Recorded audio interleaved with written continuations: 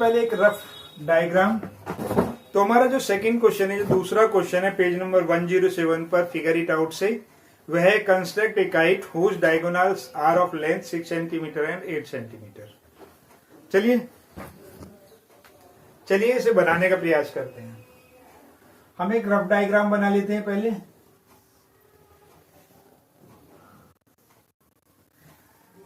ये जो लाइन है हमारी ऊपर से नीचे तक की, ये है 8 सेंटीमीटर, और ये जो लाइन है हमारे पास में, ये है 6 सेंटीमीटर की।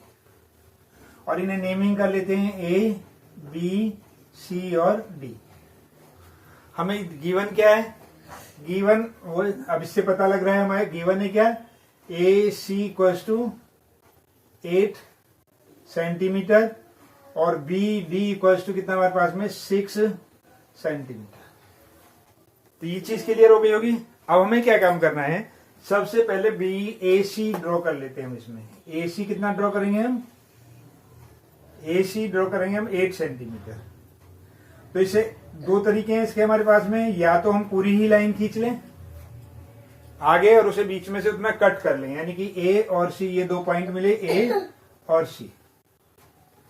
अब क्या काम करना, बीच में इसमें कहीं भी 6 सेंटीमीटर का अपने स्केल से 6 सेंटीमीटर नापो और उसका हाफ ऑफ करो।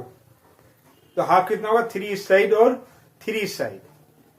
तो जो भी दूसरा डायगोनल हमारे पास में होगा, एक बड़ा वाला डायगोनल तो ऐसे खींच लेंगे, ठीक है। यानी एक बड़ा डायगोनल तो हम वर्टिकली खींच लेंगे इसे, यानी खड़ी रेखा से खींच लेंगे। दूसरी जो होगी वो हॉरिजॉन्टल खींचेंगे। मान लिया कि ये भी 8 दिया होता तो हम क्या करते, 4 और 4 कर देते। ये 7 होता तो 3.5 3.5 हाफ हाफ करके। और यहाँ पर 90 डिग्री का एंगल बनाते हुए खींचना, टेढ़ा करके नहीं बनाना है। अगर हम टेढ़ा करके बनाएंगे तो वो हमारा फिर काइट, यानी काइट की तरह दिखाई नहीं देगा, एक पतंग की तरह वो दिखाई नहीं देगा। तो हम क्या काम करते हैं, इसमें एक सीधी ये 90 डिग्री पर एक लाइन खींचते हैं हम 6 सेंटीमीटर की। ये क्या हो गया हमारे पास में, ये पूरी लाइन तो है हमारे पास में कितनी, 6 सेंटीमीटर की। पूरी कितनी हमारे पास में, 6 की। और ये जो हाफ है हमारे पास में, ये कितनी है, 3।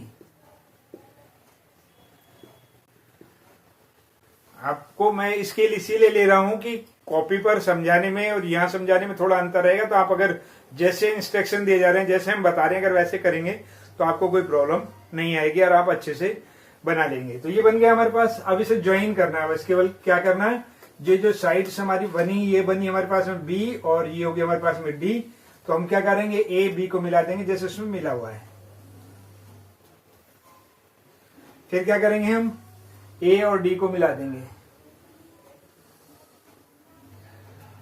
फिर क्या करेंगे, हम इसी तरीके से हमने सी और डी को मिला दिया। अब क्या करेंगे, हमने यहां से बी और सी को मिला दिया। और ये हमारी काइट बन करके तैयार होगी। कंस्ट्रक्शन जैसे हमने किया वही लिखना है। Step 1, draw A B of 8 centimetre. ये 8 सेंटीमीटर की ए बी हमें ड्रॉ करना है। फिर इस पर परपेंडिकुलर लाइन ड्रॉ करनी है हमें, बी डी।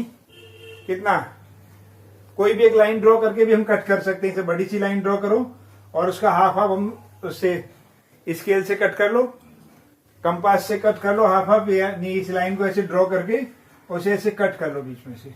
ऐसे भी कर सकते हो, नहीं तो इक्वल दोनों साइड बराबर करके 90 डिग्री पर खींच सकते हो। स्ट्रेट लाइन खींचनी है हमें, ठीक है। तो हमने ये बी डी ड्रॉ कर ली, फिर इनको ज्वाइन कर दिया।